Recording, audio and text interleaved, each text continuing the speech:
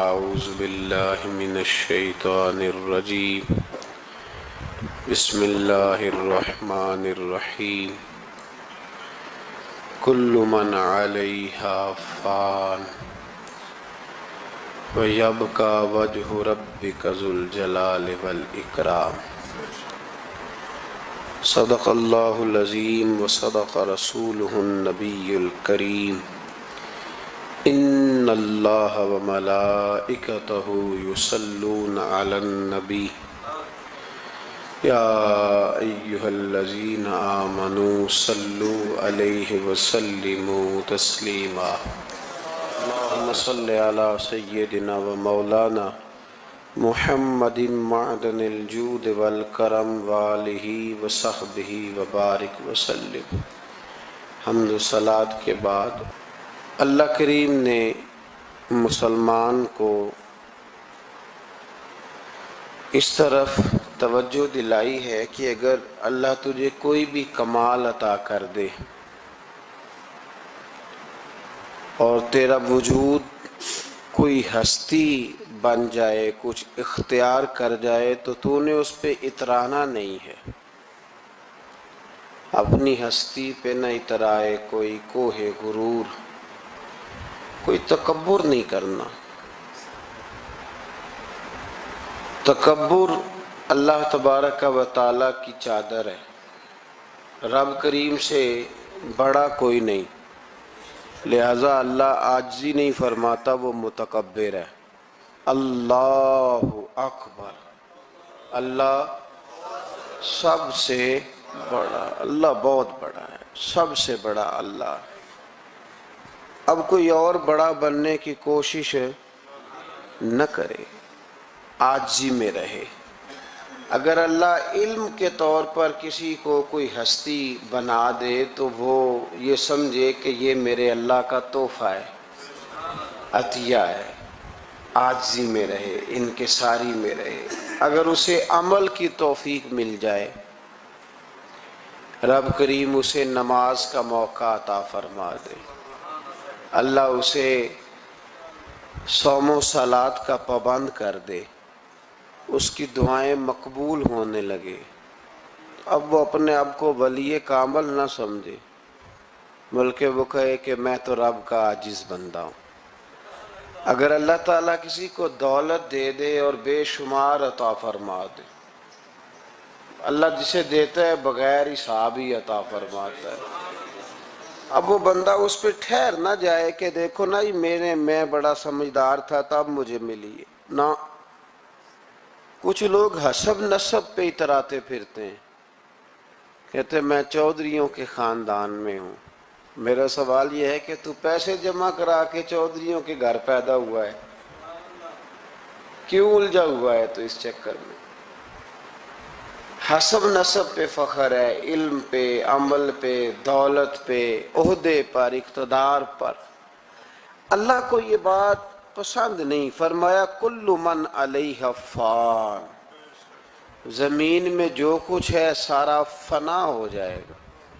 دیکھیں لفظ کیا ہیں قرآن پاک کے، یہ نہیں فرمایا ختم ہوگا، یہ نہیں فرمایا موت آئے گی، یہ نہیں فرمایا مٹے گا، کل من علیہ فنا ہی ہو جائے گا، صفحہ ہستی سے نام اور نشان مٹ جائے گا، تمہاری باقیات بھی باقی نہیں رہیں گی، نشان تک مٹ گئے ہیں قبروں کے۔ یہ شہر اتنے پرانے نہیں، صدیوں پرانے نہیں، یہ شہر کہ 1000 سال ہو گیا یا 2000 سال ہو گیا، یہاں بھی کسی قبر کو کھودتے ہو تو ہڈیاں نکل آتی۔ اتنے پرانے قبرستان نہیں، پھر بھی کھودو تو نیچے سے ہڈیاں۔ تو رب فرماتا ہے کل من علیہا، جو کچھ زمین میں ہے سارا، تو یا اللہ بچے گا کیا؟ فرمایا وَيَبْقَى وَجْهُ رَبِّكَ، بچے گی تیرے رب کی ذات، ذو الجلال والاکرام، جو بڑی عظمت والا ہے اور بڑی بزرگی والا ہے۔ کچھ اولیاء اللہ بچ کیوں جاتے ہیں؟ اس لیے کہ فَاذْكُرُونِي أَذْكُرْكُمْ، اللہ فرماتے ہیں تو مجھے یاد کرو میں تمہیں یاد کروں گا.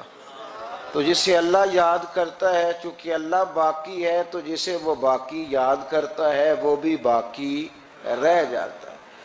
فنا ہے زندگی میں. کچھ لوگ اپنے علم پر بڑا، میں دیکھتا ہوں بیچارہ ایک آدمی دیہات کا رہنے والا تھا، BA کر گیا، اب وہ کہتا ہے آپ کو پتہ ہے نا ہمارے علاقے کے سارے لوگ ان پڑھ ہیں. تو میں کہتا ہوں تو سب سے بڑا ان پڑھ ہے جو لوگوں کو جاہل سمجھتا ہے، تو سب سے بڑا بیوقوف ہے. نبی کریم علیہ السلام نے فرمایا من قالا انا عالم فہو جاہل، جس نے کہا میں عالم ہوں وہی تو جاہل ہے. جس نے کہا میں عالم، 2 منٹ لگتے ہیں، علم شلم سارا وہ جا پڑتا ہے. علم پڑھے دا مان نہ کریے، مت آکھی میں پڑھیا او جبار کہار کہاوے، مت روڑ دے میں دودھ کڑیا. خبردار، اگر 2 ایڑے ترچھے لفظ آ گئے تو جاہلی کہنے لگ گیا ہے، ان پڑھی کہنے لگ گیا ہے. علم کا بہت بڑا غبار لوگوں کو چڑھ گیا ہے، بہت بڑا. کہتے ہیں جی بڑی ضرورت ہے جی، بڑا دیکھے نا جی یہ بندہ بھی ان پڑھ ہے وہ بھی ان پڑھ ہے. تو میں نے کہا علم اگر تیرے پاس ہوتا تو اخلاقیات والا ہوتا، تو کسی شخص کے پر کوئی کسی قسم کے جاہل ہونے کا فتویٰ نہ دیتا. علم کا غرور، یقین کریں لوگ سلام نہیں سیدھی لیتے، کہتے میں پڑھا لکھا ہوں جی، میں پڑھا لکھا ہوں. ایک صاحب ایک دفعہ مدرسے میں آ گئے تو کہنے لگے کہ فلاں علامہ صاحب کی تعلیم کتنی ہے. میں نے کہا آپ کی کتنی ہے؟ کہنے لگے میں نے MA B.Ed کیا ہوا ہے. تو میں نے کہا ہمارے 4تھے سال کے درس انظامی کے بچے کے پاس آپ بیٹھیں، پورا نہیں 3رے 4تھے سال کا، تو آپ چھوڑیں MA B.Ed کیا ہے، آپ اردو ادب پہ بات کریں، ہم عربی انگریزی کی بات ہی نہیں کرتے. عجیب بات ہے یار، پتہ ہی نہیں علم کس چیز کا نام ہے، فقاہت کس کو کہتے ہیں. ڈریں، اگر اللہ تبارک و تعالی علم دیتا ہے تو کئی دفعہ حافظے بڑے بڑے بڑے بڑے لوگ ہوتے ہیں لیکن ان کا حال یہ ہوتا ہے کہ اپنا نام تک بھول جاتے ہیں، اپنا نام نہیں یاد آتا. بڑھاپے میں لوگ پوچھتے ہیں نام کیا ہے تو کہتے پتہ نہیں کیا نام ہے. رستے بھولے ہوئے ہیں لوگ، بھولے ہوئے رستے. بہت بڑا سائنسدان اور بہت بڑا علوم و فنون کا ماہر آدمی، لیکن معاذ اللہ ثم معاذ اللہ، اللہ ہمیں معاف فرمائے، پاگل ہو کے مرتے ہیں لوگ، مفقود الخبر ہو جاتے ہیں، حافظے تباہ ہو جاتے. کل من علیہا نہ کوئی اپنے علم پر کسی قسم کا کوئی بھروسہ. امام غزالی کہتے بنی اسرائیل کا ایک بڑا نیک آدمی تھا. جس طرح 5 نمازیں پڑھنے والا سب سے نیک نہیں ہو جاتا، تو باقی سارے ہی گناہ گار نظر آتے ہیں. سارا دن بحث ہی کرتا رہتا ہے، یہ بھی نہیں پڑھتا نماز، یہ بھی نہیں پڑھتا، وہ بھی نہیں پڑھتا. تو میں کہتا ہوں تو اللہ سے ڈر، اگر اللہ نے توفیق دے دی ہے.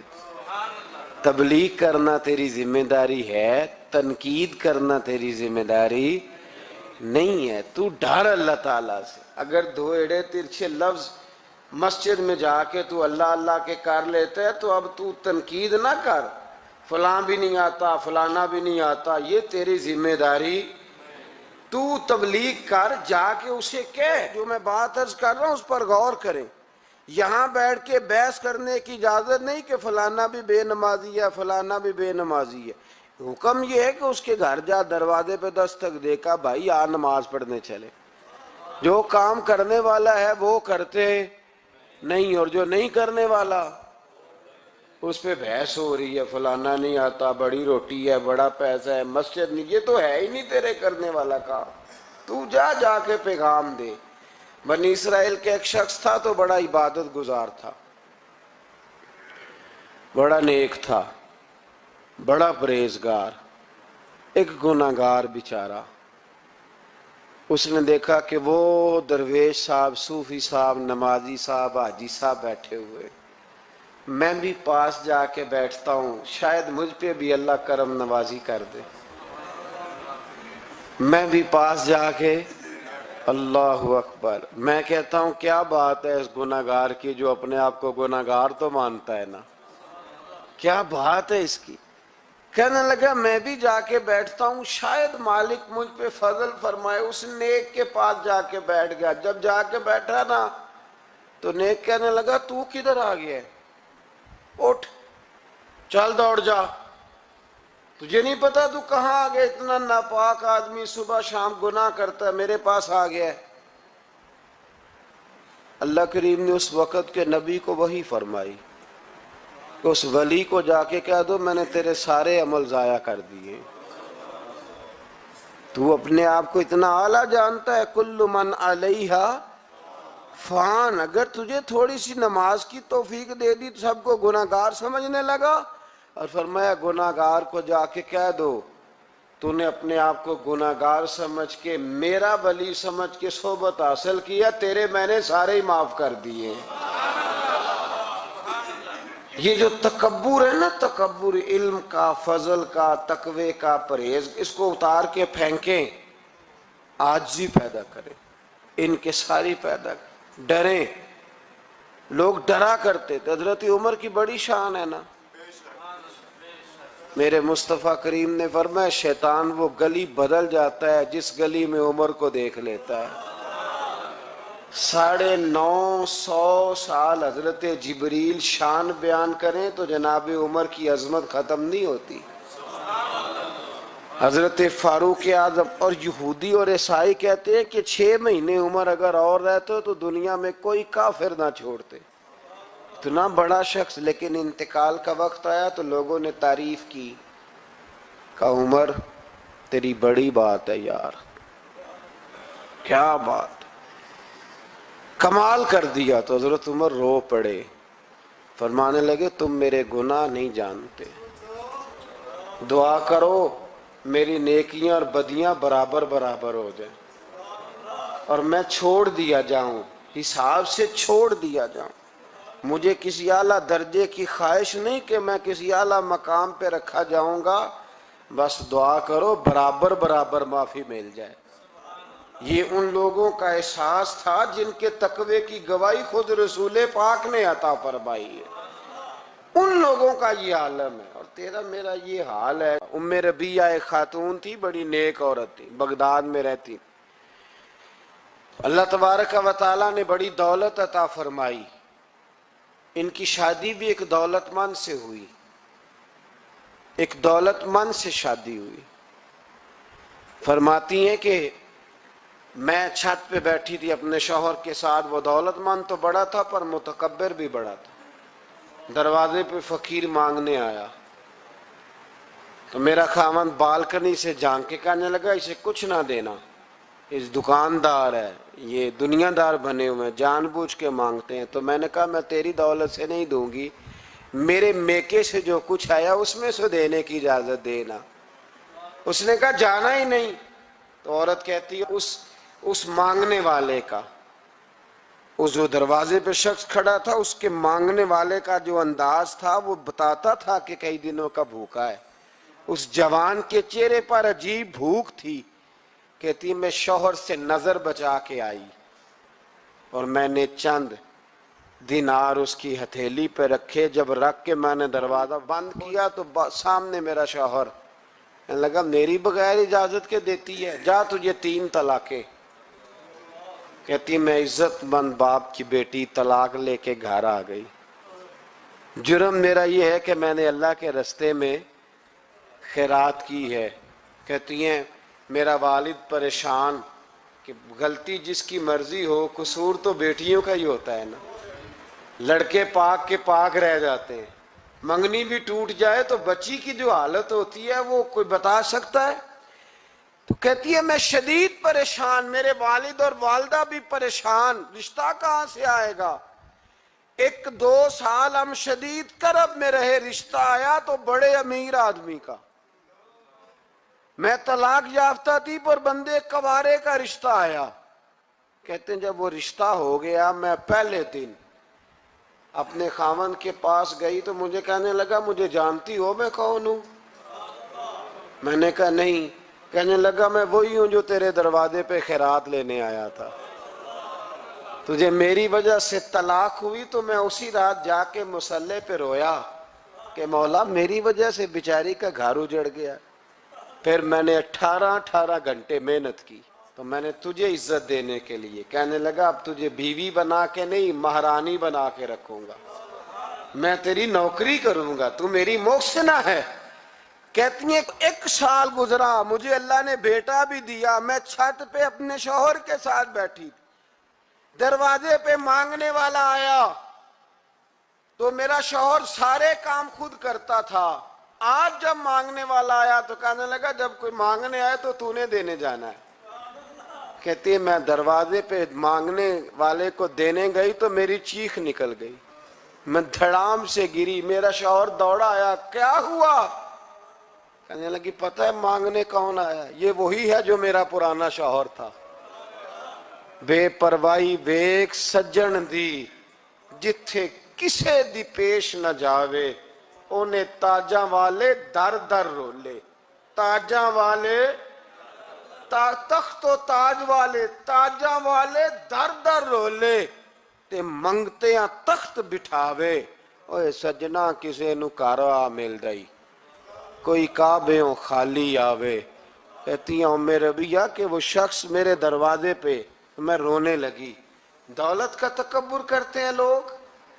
غریب دروازے پہ کھڑا ہے تو کہتے ہیں تم کماتے نہیں, مجھ سے بھیک مانگنے آ جاتے ہو. دولت کا تکبر, خبردار اس تکبر میں مبتلا نہ ہونا. لوگ تو آپ یقین کریں فتوے لیتے پھرتے ہیں, کہتے ہیں ایسے ہی جناب زکوٰۃ تو اس کی بنتی ہے جو ٹیکس نہ دے, زکوٰۃ تو اس کی بنتی ہے جس کے پاس ملازم نہ ہو. تو ایسے مولویوں نے سنو, حضرت موسیٰ کے چچا کا بیٹا تھا قارون, حضرت موسیٰ کی دعا سے دولت ملی, اتنا دولت مند ہو گیا کہ خزانوں کی چابیاں 4 اونٹ اٹھایا کرتے. حضرت موسیٰ نے کہا کہ 1000واں حصہ زکوٰۃ فرض ہوئی ہے. کتنا حصہ؟ 40واں نہیں, 1000واں حصہ. تو زکوٰۃ دے. کہنے لگا دیتا ہوں. گھر جا کے حساب کیا تو پریشان ہو گئے, اتنے پیسے دینے پڑیں گے. پریشان جب آتے ہیں تب نہیں پریشان ہوتے, اتنے آگے میرے پاس دینے پڑے تو کہنے لگا ہو اتنے پیسے. حضرت موسیٰ نے کہا دے. تو کہنے لگا جناب موسیٰ ویسے مہنگا نہیں بڑا آپ نے رکھا خرچہ. آپ فرمانے لگے میرا حکم نہیں, حکم میرے. 40واں نہیں تھا, کون سا حصہ تھا؟ بولیے. مسلمانوں کا کتنا ہے؟ سارے صحیح دیتے ہیں زکوٰۃ؟ کہتے میں تھوڑی تھوڑی دیتا رہتا ہوں, میں سال میں نے تھوڑی تھوڑی بانٹ دی ہے. کچھ ان کو دیا جو مجھے ووٹ دیں گے, کچھ ان کو دیا جو گاہے گاہے میرے گھر کا کوئی کام کر دیں گے. میں نے بانٹ دی ہے. یہ زکوٰۃ دے رہا ہے کہ سیاست کر رہا ہے تو؟ یہ کون سا طریقہ ہے؟ یہ کون سی طبیعت ہے؟ مضمون بھیجا ایک دوست نے, ایک بچی بڑی مشکل سے میٹرک اس نے کیا ہے, تو کوئی امیر آدمی ان کے گھر میں پیسے دے گیا اس رمضان میں. حیدرآباد کے قریب کسی گاؤں کی رہنے والی, تو بچی اگلے دن جا کے سارا کچھ ان کے گھر دے آئی ہے, سارا کچھ دے آئی ہے. کیوں؟ کہ وہ بچی کہتی ہے میں یتیم ہوں, میں 1.5 سال کی تھی اور میرا بھائی ابھی پیدا نہیں ہوا تھا جب میرا والد فوت ہو گیا, تو میرے چچا نے دھکے دے کے نکال دیا. میری ماں نے برتن دھو دھو کے ہمیں پالا اور میری ماں نے ہمیں پڑھایا, شدید محنت کی. تو کہتی ہے کل ایک دنیا دار آیا, اس نے کہا میں نے راشن دینا ہے, زبردستی ہمارے گھر آیا, غریبوں کو دینا ہے. کہتی ہے میری ماں نے کبھی ہمارے سامنے دکھ نہیں اپنا کھولا کہ میں بڑی غریب ہوں, میں نے جوانی تمہیں. لیکن کیا عجیب منظر ہے کہ اس نے 1 توڑا دیا راشن کا, تو سویرے جب میری اماں زور کے بعد کام کر کے آئی ہے تو رو رہی تھی. میں نے پوچھا اماں کیا ہوا؟ تو کہنے لگی بیٹے 4 اخباروں میں میری تصویر لگی ہے. 4 اخباروں میں. مجھے کیا پتا اس کے پاس کتنے موبائل تھے، کتنی تصویریں کھینچتا رہا. تو وہاں رکھ کے کہنے لگی چچا ہم نے بڑی راتیں بغیر پنکھے کے گزاری ہیں، کئی دن بغیر روٹی کھائے گزارے، پر ہم نے اپنا پردہ نہیں کھولا. تو ایک آٹے کا تھیلا دے کے ہمارا پردہ کھول گیا. 4 اخباروں میں رکھ اپنا سامان، اور سویرے اخبار میں یہ خبر بھی ضرور چھپوا دینا کہ وہ واپس کر گئے. یہ خبر بھی سویرے اخبار میں ضرور چھپوا دینا کہ وہ آٹے کا تھیلا وہ واپس کر گئے. یہ خبر چھپوا دینا. پھر وہ بچی اپنی ماں کی عزت کے لیے گئی اور جا کے پریس کلب میں اس نے 4 اخباروں کو کہا کہ میں آٹا واپس کر رہی ہوں. اب تمہاری ذمہ داری ہے کہ تم لوگوں کو بتاؤ کہ وہ تھیلا آٹے کا. شرم نہیں آتی؟ میں اجتماعی شادیوں کی مخالفت کرتا رہتا ہوں.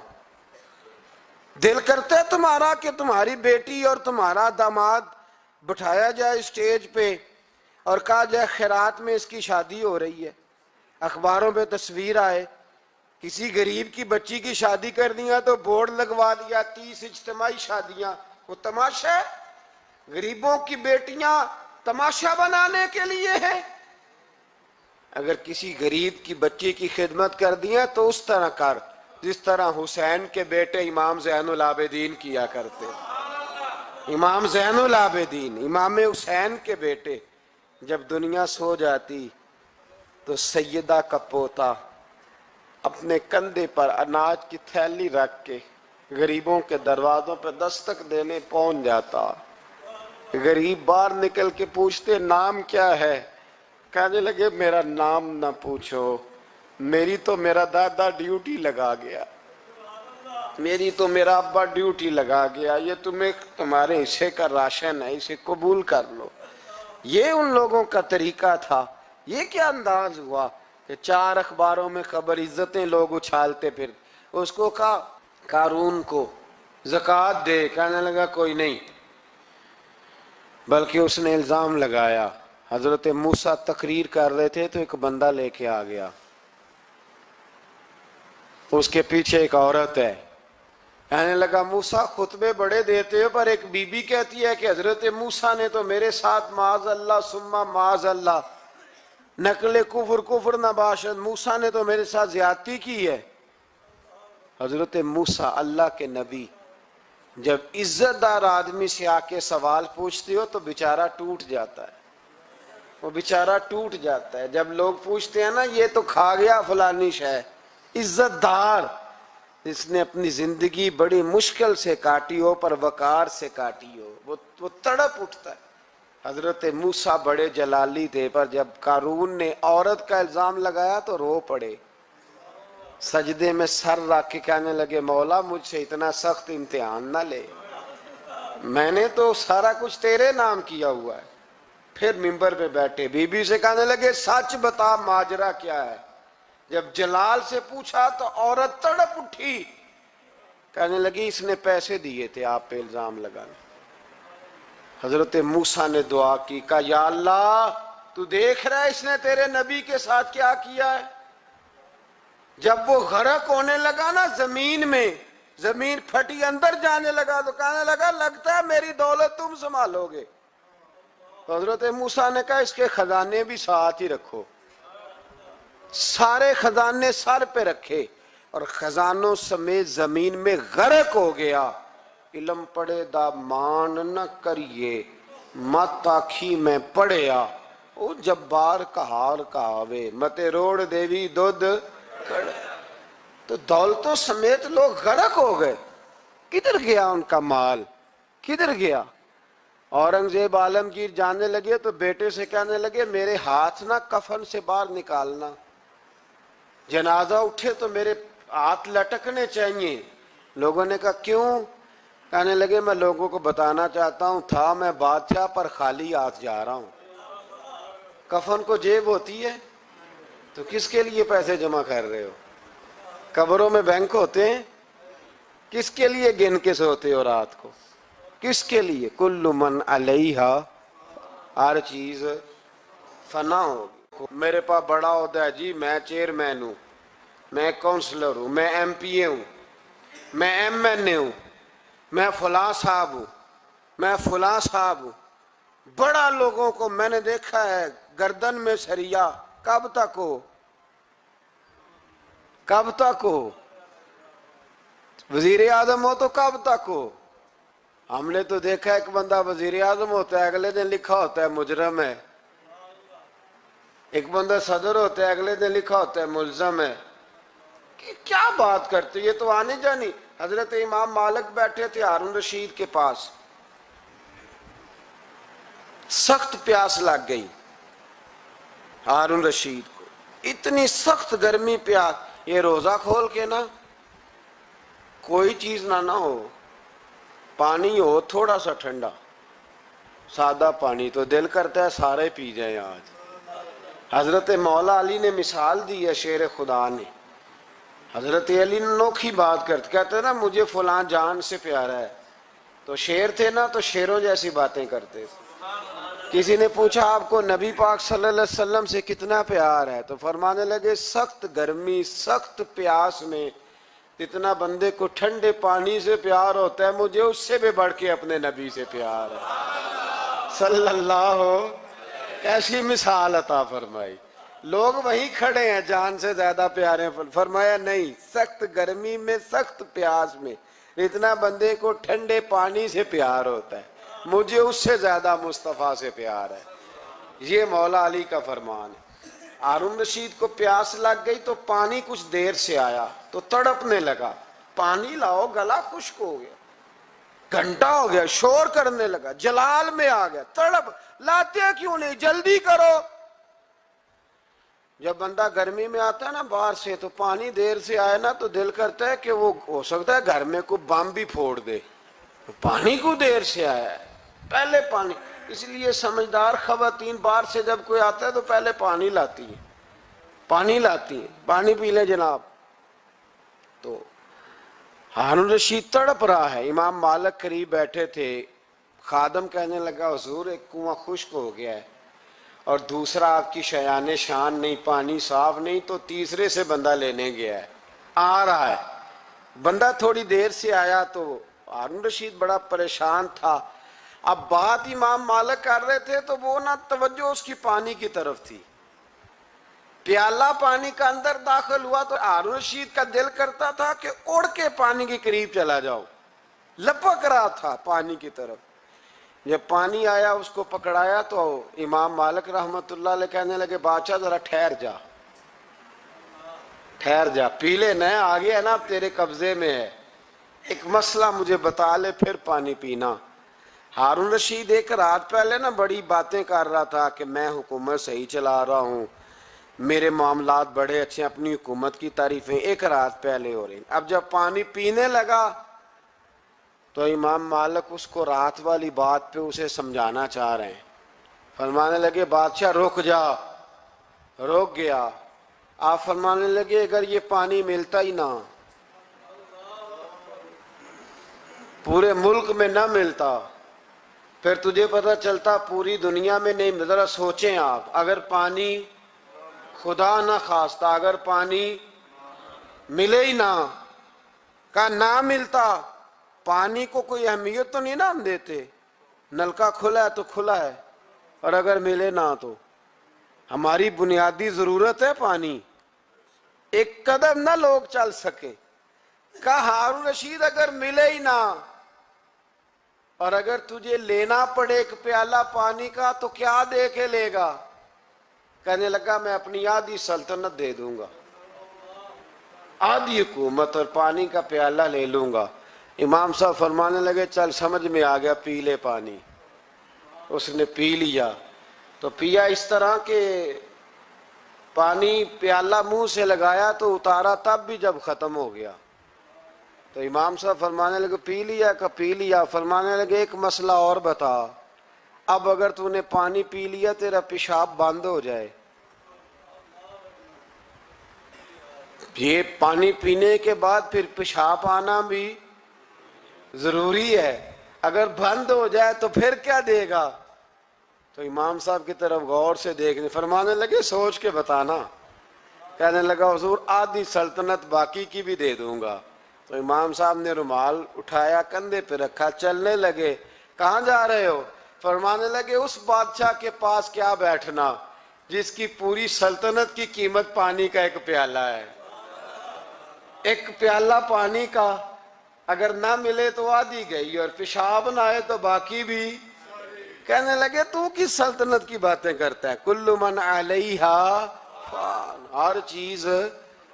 اب یقین کریں ہمارے پاس کو بندہ بیٹھ جائے نا تو ہم اسے ہلنے نہ دیں، ہم اسے کہیں تجھے پتہ ہی نہیں اصل بادشاہ میں ہی ہوں۔ میں تو کچھ ایسے لوگوں کی باتیں بھی سنتا ہوں، مجھے لگتا ہے امریکہ میں بھی حکومت یہی بنواتے ہیں، اتنی زبردست گفتگو کرتے ہیں، اتنا اعلیٰ تجزیہ نکالتے ہیں کہ مجھے لگتا ہے سارے ملکوں کے بادشاہ ان سے مشورہ کرتے ہیں۔ اس قدر زیادہ ہم نے اپنے آپ کو تن کے بڑا کر لیا ہے۔ کنٹرول میں رہیں، کنٹرول میں۔ ہلاکو خان نے بڑے لوگ مروائے تھے، بڑے۔ بغداد میں 20 لاکھ آدمی قتل کروایا اس نے، 20,000 نہیں میں نے کہا، ذمہ داری سے حوالہ دو۔ کتنے لوگ بولیے؟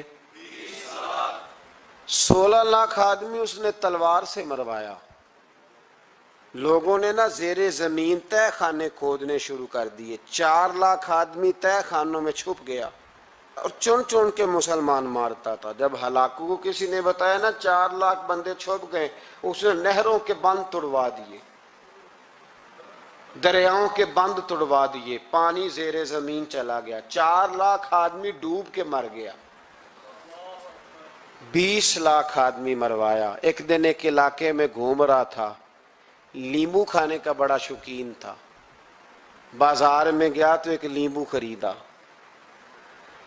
اس نے دیکھا کہ بازار میں بوڑھے بچے جوان خریداری کر رہے ہیں، تو کہنے لگا ابھی بھی اتنے مسلمان زندہ ہیں،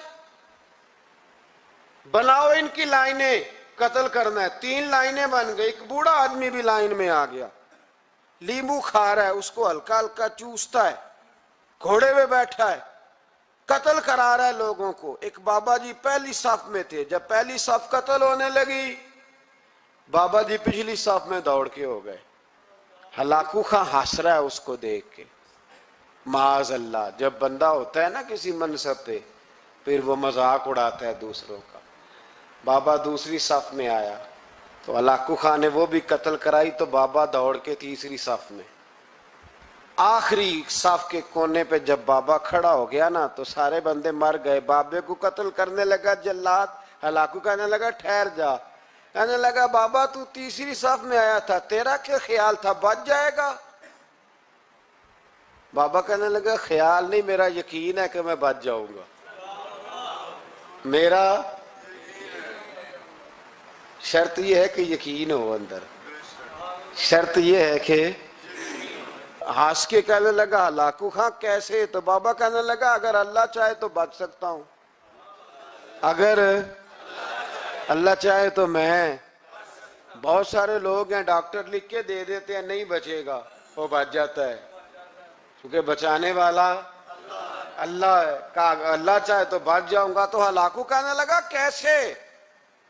جب ایسے کیا نا، کیسے ایسے کیا نا، تو لیمبو ہاتھ سے گر گیا۔ وہ بچے پلیر نہیں ہوتے، وہ گیند گنتی ہے تو چھلانگ لگا کے پکڑ لیتے، تو بڑا گھوڑ سوار تھا، نیزہ باز تھا، چھلانگ لگائی لیمبو کیش کرنے کے لیے۔ کیسے تو کیسے بچے؟ یوں ہاتھ گھمایا، لیمبو گرا تو چھلانگ لگائی، نیچے جھکا، جب نیچے جھکا نا تو گر گیا گھوڑے سے۔ جو پیر تھا وہ گھوڑے کی رکاب میں الجھ گیا، گھوڑا ڈر کے دوڑ گیا۔ جب گھوڑا دوڑا تو زمین پر زور زور سے سر لگنے لگا۔ سپاہیوں کہتا دوڑو اس کو پکڑو، سپاہی بھی دوڑے پر گھوڑا قابو نہ آیا۔ گھوڑا اس وقت رکا جب نہ اس کا چہرہ پہچانا جاتا تھا، نہ آنکھیں سلامت تھی، نہ ناک سلامت تھی، اس کی کھوپڑی ساری اس طرح چور چور ہو گئی جیسے کسی نے ہتھوڑے کے ساتھ پیسی ہو. ہلاکو کی لاش سے خون بہ رہا تھا. بابا ہنس رہا تھا. ایک سپاہی کہنے لگا بابا تو کیوں؟ کہنے لگے میں اپنے رب کی قدرتوں پہ مسکرا رہا ہوں. کل من علیہا فان ویبقی وجہ ربک ذو الجلال والاکرام. کا میں نے اسے سمجھایا تھا کہ بچانے والا بچا لیا کرتا ہے تو اس نے مجھے. سکندر اعظم نے 32 سال کی عمر میں آدھی دنیا فتح کر لی تھی. تو لوگ پتہ کیا کہتے تھے؟ یہ وہ بندہ ہے جس کو تاریخ نے گریٹ کا لقب دیا ہے. لکی نہیں کہتے، ہم کہتے بڑا لکی ہے بھئی. لوگ کہتے تھے یہ مقناطیسی آدمی ہے، کبھی ناکام ہوا ہی نہیں. سکندر اعظم کبھی ناکام نہیں ہوا. جس علاقے اور عمر کتنی بھئی، اتنی کم عمری میں اتنی دلیری، آدھی دنیا فتح کر لی. ملتان سے گزر رہا تھا تو اسے ایک تیر لگا. کچھ لوگ کہتے ہیں یہاں جیلم کے پاس لگا تھا. ایک تیر لگا اسے. اس نے کہا بندہ تلاش کرو. کسی کی اتنی جرت کہ سکندر اعظم کو تیر مارا ہے، تلاش کرو. جب ڈھونڈنے لگے تو بندہ نہ ملا تو سکندر نے حکم دیا کہ جس کی آنکھ چمکتی ہے اسے قتل کر دو. مرد بھی مارے، بچے بھی مارے، بوڑھے بھی مارے. تو لا کے لوگ کہنے لگے انسان کوئی نہیں بچا. کہنے لگا میں نے تمہیں کہا تھا جس کی آنکھ چمکتی ہے قتل کرو. بلیاں بھی قتل کرو.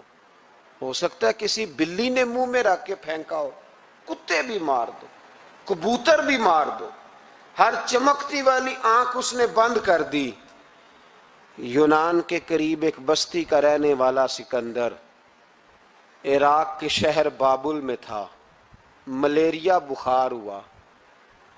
کیا کہتے ہیں ہم، چند ٹکیوں کی مار ہے، دوائی کھا لو ٹھیک ہو جائے گا.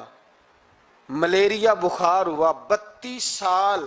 کچھ لوگوں نے کہا نہیں 2 مہینے کم، 33 سال عمر ہو چکی تھی. تو سکندر اعظم زمین پہ بیٹھا ہے، ایڑیاں رگڑ رہا ہے. موت کا جھٹکا لگا. موت کا ہوئے نامور بے نشاں کیسے کیسے. زمین کھا گئی. نوجوان کیسے کیسے. جگہ جی لگانے کی دنیا نہیں ہے، یہ عبرت کی جا ہے، کوئی تماشا نہیں ہے.